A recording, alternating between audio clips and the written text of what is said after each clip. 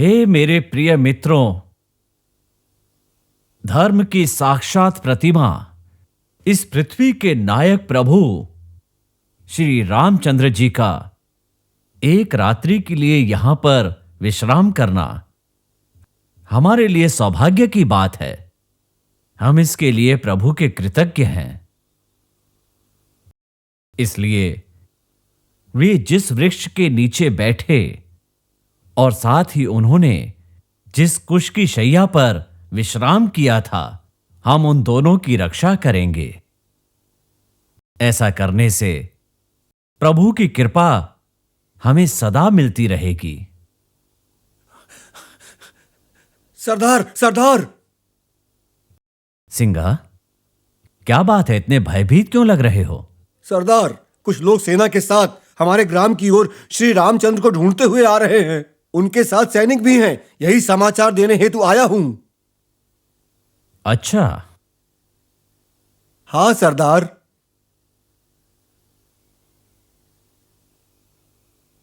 अवश्य ही वो भरत होंगे। उनकी मां ने उनके भ्राता श्री राम को 14 बरस के लिए वन में भेजा है। उस अवधि के उपरांत यदि वो वापस आ गए तो उनका राज्य कहीं वो उनसे वापस न ले लें, इसीलिए वो उनकी हत्या के उद्देश्य से यहां आए होंगे।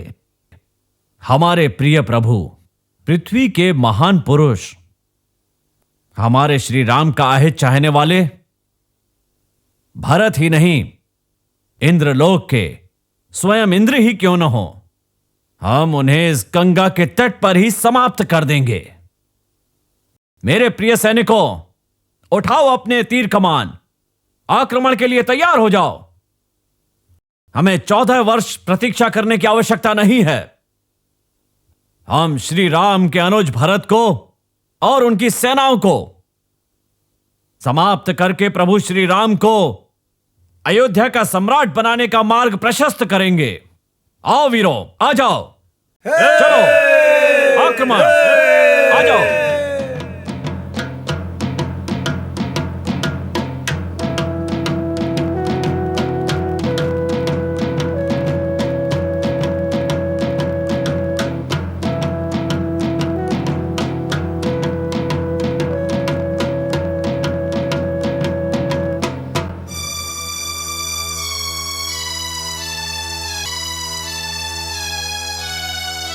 सिंघा, ये क्या है? भरत तो श्री राम की हत्या करने के लिए वन में आया है। ये सोचकर मैं उससे युद्ध करने के लिए आया था, किंतु यहां तो भरत स्वयं एक तपस्वी की भांति वेश बना करके स्वयं राम से मिलने आए हैं। ऐसा क्यों लग रहा है? हाँ सरदार, मेरा अनुमान ठीक नहीं था। सिंघा, अपने बड़े भाई के स्थान पर पिता द्वारा राज मिलने पर भी श्री राम के स्नेह से वशीभूत होकर तपस्वी बनकर रहने वाले राजकुमार भरत कितने महान हैं। ऐसे महान पुरुष का हमें अपने हृदय से स्वागत करना चाहिए। पधारिए, पधारिए महाशय। आप?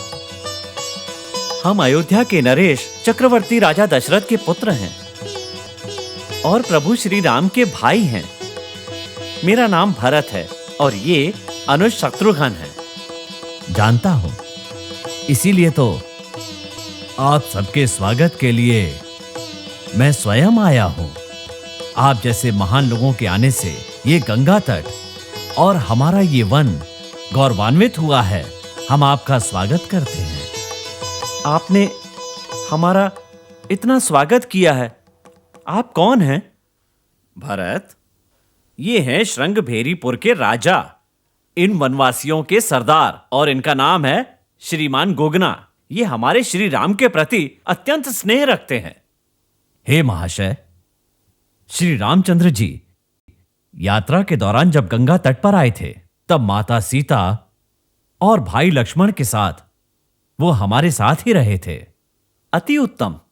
सुनिए महाशय, मेरे परमप्रिय भाई और प्रजा के साथ स्नेह रखने वाले मर्यादा पुरुष श्री रामचंद्र जी को वापस अयोध्या ले जाने के लिए हम सभी लोग यहां पर आए हैं।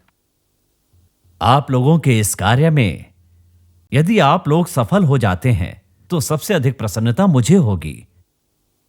उनके वन प्रवास से मुझे बहुत कष्ट हो रहा है, किंतु इस समय रात्रि होने वाली है, इसीलिए आज रात को आप सभी यहीं विश्राम कीजिए। प्रातःकाल आप अपनी यात्रा पुनः प्रारंभ कर सकते हैं। तैयारी मैं कर दूंगा। आइए आइए।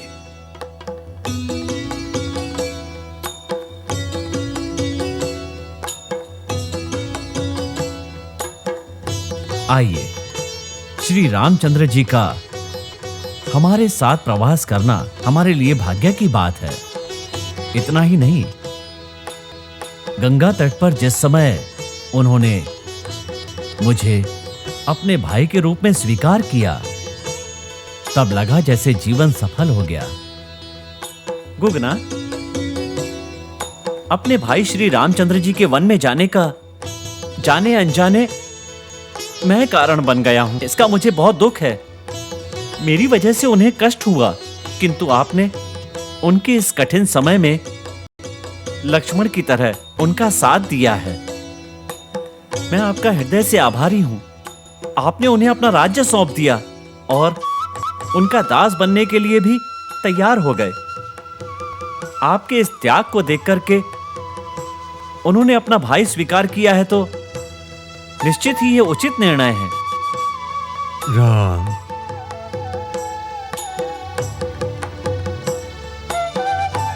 महाशय, प्रभु श्री राम ने कुश की इस शैया पर पूरी रात्रि विश्राम किया था। भाई, भैया, भैया, भैया। रामचंद्र, ये कैसा अन्याय है भैया। भैया, भ्राता, हे भ्राता श्री राम, आपने यहां विश्राम किया, इस पत्थर की शैया पर विश्राम। आपके कोमल शरीर को कितना कष्ट हुआ होगा। भैया, भैया, इस पापी को क्षमा कर दीजिए। मेरे कारण ही आपको ये कष्ट उठाने पड़ रहे हैं। ये कैसा अन्याय है, और इस अन्याय का कारण मैं हूं भैया, मैं। चक्रवर्ती के पुत्र के रूप में पैदा होकर रेशम और मखमल की शैया पर पुष्प और सुगंधित द्रव्यों से महकते हुए स्वर्ण के पलंग पर विश्राम करने वाले एवं संसार के समस्त ऐश्वर्य का भोग करने वाले अयोध्या नगरी के राजकुमार, हम सब के प्रिय श्री राम पत्थर की इस कठोर शिला पर विश्राम कर रहे थे। यहाँ पर मेरी आदरणीय भाभी सीता जी ने कहाँ विश्राम किया था? आइए दिखाता हूं।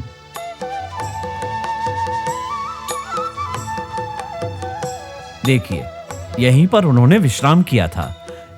ये क्या सुखों में पली मेरी भाभी ने यहां विश्राम किया?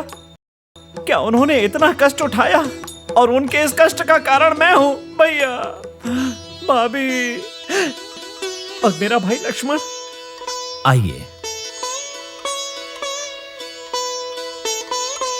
ये देखिए, वो रात भर सोए नहीं, जागते रहे और पहरा देते रहे अपने भाई का।